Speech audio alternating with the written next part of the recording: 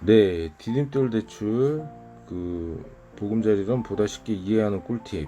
2019년도 8월 바뀐 개정 사항을 반영한 디딤돌 대출의 대출 대상, 대출 주택, 대출 한도에 대해서 한번 다시 영상을 만들어서 영상을 한번 만들어 보았습니다. 기존 영상은 글자가 너무 작다고 해서 얘기하시는 분들이 좀 있으셨거든요. 이번에는 좀 가독성 높게 쉽게 화면에 들어갈 수 있게 글자 크기를 한번 늘려봤어요. 그리고 2019년도 8월에 개정된 신혼부부 관련된 사항도 포함해서 보다 정확한 최신 정보를 한번 반영해서 안내를 한번 드려보도록 하겠습니다. 그러면 일단 먼저 대출 대상에 대해서 한번 알아보도록 하겠습니다. 디딤돌 대출 같은 경우에는 신청인이 세대주인 경우 예외적으로 특이사항인데 만 30세 미만인 단독 세대주는 제외됩니다. 그러니까 뭐 다른 별도의 영상에서 뭐 디딤돌 대출은 솔로를 싫어해라고 요 다른 내용이 있는데 그러니까 결혼하지 않으신 분들은 30세 미만인 경우에는 디딤돌 대출을 받을 수가 없어요. 그리고 세대원 모두 무주택자여야 됩니다. 집을 팔고 나가거나 하신다고 하셔도 디딤돌 대출은 받을 수 없어요. 그러니까 무주택이라는 거는 여기서 말하는 무주택이란 본권의 담보대출 이외에 다른 주택을 소유하지 않은 것을 말합니다.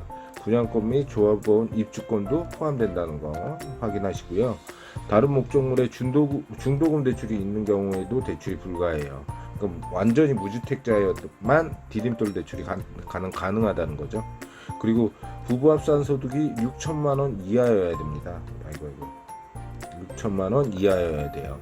다만 생애 최초나 신혼부부일 때, 생애 최초 신혼부부 자녀가 2명 있을 때는 합산 소득이 7천만 원 이하여도 가능합니다. 1천만 원 정도 요건이 또 더 늘어난다는 거, 대상 범위가 늘어난다는 거. 그리고 반면에 보금자리론 같은 경우는 부부 기준으로 무주택이어야 되죠. 무주택 또는 1주택. 그러니까 현재 집을 사고 팔고 넘어가시는 분, 그런 분들도 가능해요. 그리고 이제 1주택이 있다 해도 이거는 기존 주택을 2년 내 처분 조건으로 가능하세요.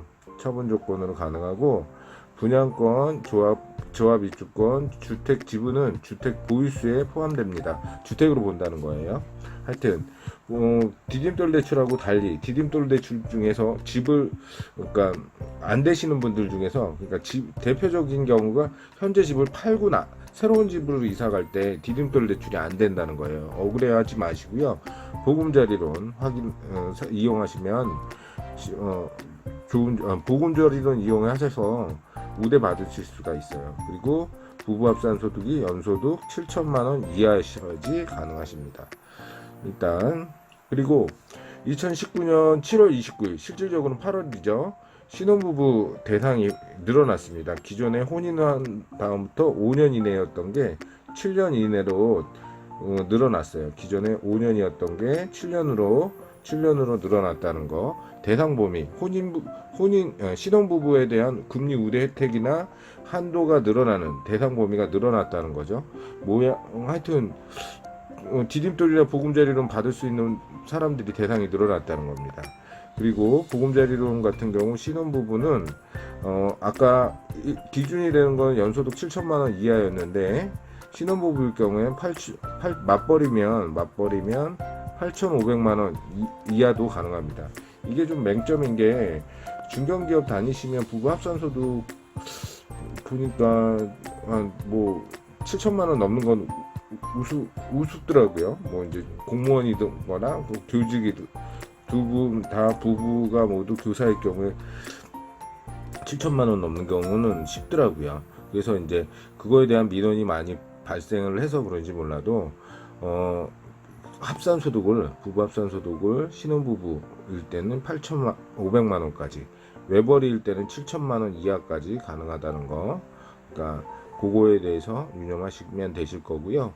다만 구입용도이고 본권의 무주택인 경우에만 신청이 가능합니다. 그리고 주택 면적이 85제곱미터 이하이고 수도권 제외 지역일 때는 100제곱미터 이하여야 됩니다. 그리고 다음으로 넘어가면 여기 이제 보금자리론의 또 특징 중에 하나예요. 여기서도 이제 출산 장려 정책 뭐 하여튼 아이들 많은 집 다자녀 가구들에 대해서는 또 혜택을 좀 주고 있습니다. 미성년자 자녀가 3명 이상일 경우 아까 부부 합산 소득이 7천만 원 이하였는데 여기에서는 연소득이 1억 원 이하여도 가능하고요. 그리고 또 부부 애가 있으면 이것도 최근에 바뀐 규정인데 자녀가 미성년 자녀가 한 명 있을 때에는 또 연소득이 8천만 원 이하까지 가능하다는 거. 그리고 자녀가 2명이면 9천만 원, 부부 합산 소득이 9천만 원 이하까지 해서 보금자리론을 활용할 수 있다는 거. 애를 많이 낳으면 날수록 보금자리론이나 디딤돌 받을 수 있는 혜택이 더 많아지는 거예요. 뭐 혹자는 정부에서 애 많이 낳는다고 뭘 해준 게 있냐라고 하는데 이렇게 꼭꼭 숨겨놨습니다. 출산 장려 정책, 디딤돌 대출하고 보금자리론에 금리 혜택도 받으시는 거 아시죠? 뒤에 보시면 또 나오실 거예요. 별도의 영상에서 다뤘습니다. 확인해 보시고요. 다음 보실 거는 대상주택입니다. 디딤돌 대출하고 보금자리론하고 큰 틀은 비슷한데 대상주택이 조금 달라요. 뭐냐면 디딤돌 대출 같은 경우는 주택가격이 5억 원 이하셔야 돼요. 그래서 5억 원 이하시고 전용 면적이 85제곱미터 이하여야 돼요. 수도권을 제외한 문면 지역에서는 100제곱미터 이하. 이건 뭐 큰 틀은 비슷합니다. 보금자리론하고. 그리고 소유권 이전 등기일로부터 3개월 이내인 경우에 디딤돌 대출을 취급할 수가 있습니다. 이거는 뭐 구입자금이라는 용도 때문에 쓰는 거고요. 하여튼 새롭게 입주하시는 무주택 신혼부부 처음 생애 최초 무주택자가 집을 구매하실 때 뭐 갑자기 뭐 10억 20억짜리 집을 구매하지는 않으실 거 아니에요. 대부분 5억 원 이하 서민주택을 대상으로 할 텐데 그때는 디딤돌 대출을 활용하시면 좋다는 거. 그리고 이제 보금자리론은 볼게요. 주택 가격이 6억 원 이하셔야 돼요. 6억 원 이하셔야면 뭐 면적에 상관없이 그 보금자리론을 활용할 수 있고요. 그리고 요거는 또 반대로 소유권 이전 등기일로부터 30년 이내여야 돼요. 너무 노후된 건물은 안 된다는 거. 디딤돌 대출하고 차이점이죠. 그리고 또 특약사항으로 보시면 신규 분양 아파트일 경우 신도시나 이런 데 신규 분양 아파트 같은 경우에는 디딤돌 대출이나 보금자리론을 신청을 하려고 그러는데 등기부 등본이 발급되지 않는 경우라서 이제 어렵다는 얘기가 많습니다. 이것 때문에 많이 문의 들어오시는데 이건 고민하지 않으셔도 될 것 같아요. 뭐 시간이 지나면 입주기간 전으로 해서 한 달 전으로 해서 각 은행들 잔금 대출 나가는 은행에서 요 디딤돌 대출하고 보금자리론 관련해 갖고 주택금융공사랑 협약 맺어 갖고 후치담보 협약을 맺어서 진행을 하게 될 겁니다. 하여튼 그 분양가액 요건을 모두 만족할 경우에는 후치담보 신청이 가능합니다. 이건 뭐 하여튼 그 입주민들이 고민하실 건 아닌 거고 그 은행 쪽에서 할 거니까 그냥 기다리시면 되세요. 단 재개발, 재건축 아파트는 신청이 불가하다. 이거는 뭐 디딤돌 대출이에요. 디딤돌 대출일 때 불과하고 보금자리론은 상관은 없습니다. 보금자리론은 시세 6억 원 이하라는 것만 보시면 되세요. 근데 맹점이 요새 좀 집값이 많이 올랐다고 느껴지는 것 중에 하나가 웬만한 서울에서 신규 분양하는 아파트 같은 경우 다 6억 원이 넘어요. 그래갖고 실질적으로 디딤돌이나 보금자리론을 활용하는 단지는 거의 보지 못했습니다.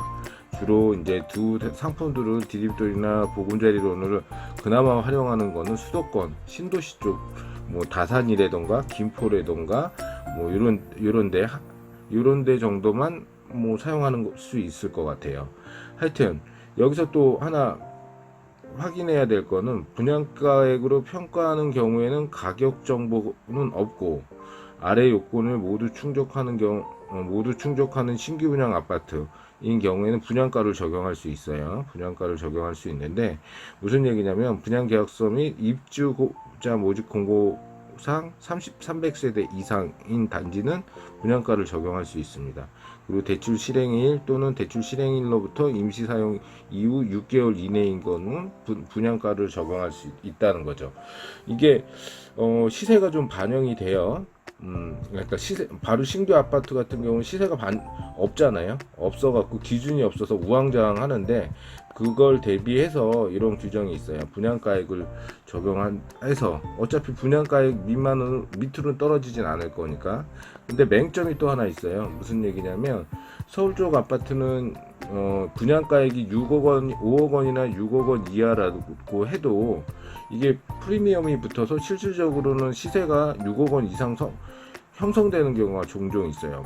뭐 만약에 6억 KB 시세, 그러니까 국민은행 시세를 보통 기준으로 사용하는데, 그게 분양가는 뭐 한 4억이었는데 KB 시세가 6억 뭐 1,000만 원이었다. 그러면 대상은 되지 않습니다. 분양가를 적용할 수 없다는 거, 보금자리론이나 디딤돌 사용할 수 없다는 거, 그거 꼭 확인하시고요. 뭐 요것도 별도의 영상으로 한번 다뤄보긴 했는데 찾아보시면 아실 수 있을 것 같습니다. 그리고 다음에 대출 한도에 대해서 디딤돌 대출 같은 경우는 주택 가격의 70% 이내에서 최대 금액이 2억 원이에요. 2억 원까지 가능하세요. 70%나 2억 원 중 적은 금액을 적용한다는 거예요. 그리고 신혼부부일 때는 한도가 조금 늘어나서 2억 2천까지 가능하고요. 두 자녀 이상일 때 2억 4천까지 가능하다는 거. 그리고 만 30세 미만 단독 세대는 이용이 불가합니다. 아까 언급을 했죠. 이 내용 또 별도로 영상 만들어서 준비해 드렸다는 거 안내 드렸습니다. 그리고 보금자리론 같은 경우는 이것도 또한 주택 가격이 최대 70% 이내인데 최대 한도는 3억 원이에요. 둘 중에 적은 금액이 적용된다는 거 감안하시고요.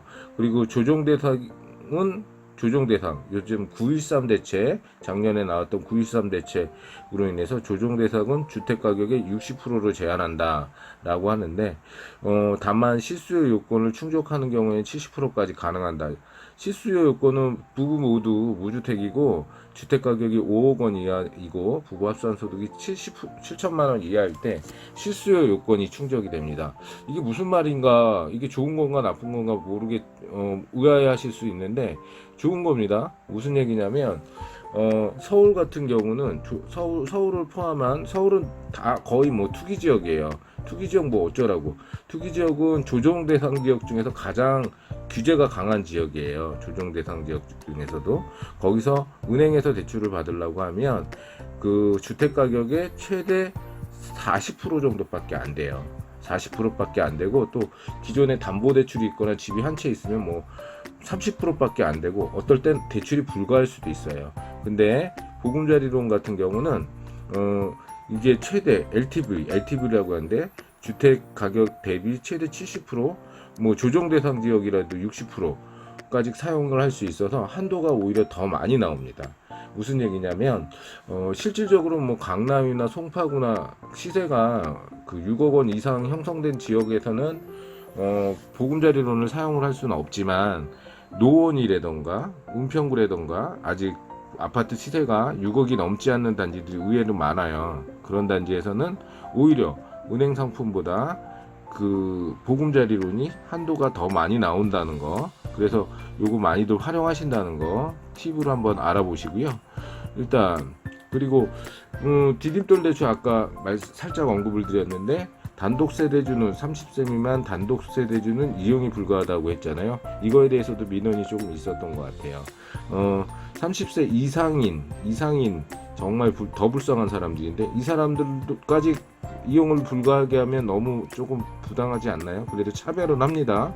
뭐 이제 제가 그냥 쉽게 이해를 드리려고 디딤돌 대출은 솔로를 싫어해 라는 제목의 동영상을 하나 준비했는데, 그거 보시면 이해가 편하실 거예요.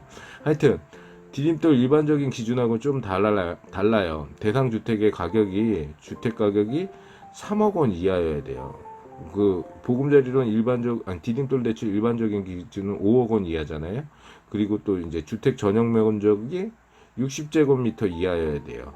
일반적으로 일반적인 보금자리로 디딤돌 대출은 85제곱미터 이하잖아요. 그리고 수도권 제외 지역, 도시 지역에서는 70제곱미터 이하여야 돼요. 디딤돌 대출 일반적인 기준은 100제곱미터죠. 그리고 소유권 이전 일로부터 3개월 이내에 해야 된다. 이건 똑같죠. 그리고 이제 대출 한도도 최대 70% 이내인데, 이게 한도가 일반적인 디딤돌 대출은 2억 원인데 이 대출은 1억 5천밖에 못 받아요. 그러니까 무슨 얘기냐면 디딤돌 대출 30세 이상 된 단독세 대출 최대 한도는 1억 5천이라는 거죠. 너무 솔로를 차별하죠. 대놓고 차별하죠.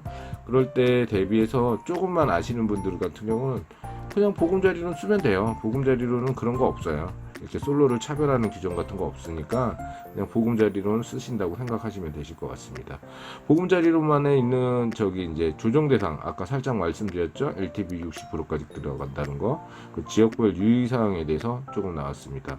주택이 조정 대상 지역, 투기 지역, 투기 과열 지역 포함해서 LTV, DTI가 아래와 같이 적용된다는 거죠. 조정 대상 지역 같은 경우는 기본이 LTV 60%, DTI 50%, 일반적인 기준보다 10% 정도 줄어들었다고 생각하시면 되세요. 다만 실수요자인 경우에는 일반적인 기준하고 똑같이 LTV 70%, 그다음에 DTI 60%가 적용된다는 겁니다. LTV가 뭐냐고 하면 주택 가격 대비 대출을 받을 수 있는 비율이에요. 주택 가격의 최대 70% 이내, 이 말이 LTV 70이라는 얘기죠. 그리고 이제 기타 일반 지역 같은 경우는 실소유자 불문하고 LTV 70%, DTI 60%를 적용한다는 거. 아파트가 아니고 단독세대주 연립주택이면 5% 차감합니다. 그러니까 연립 같은 경우 70%못 받아요. 5% 차감된 비율을 받아요. 요거 외에 이제 드러나진 않았는데 개인 신용등급에 따라서 또 LTV나 DTI 비율이 조금 줄어들 수 있다는 거. 정확한 거는 전사를 한번 태워보셔야 돼요. 본인이나 상담사를 통해서 주택금융공사 홈페이지 들어가셔서 시뮬레이션을 한번 돌려보셔야 돼요. 그러면 정확하게 나옵니다. 일단 다음으로 여태까지 보금자리론, 디딤돌 대출, 기존 영상이 있었는데 영상이 글자가 좀 작다고 하셔서 제가 한번 글자도 크게 하고 2019년 8월에 반영된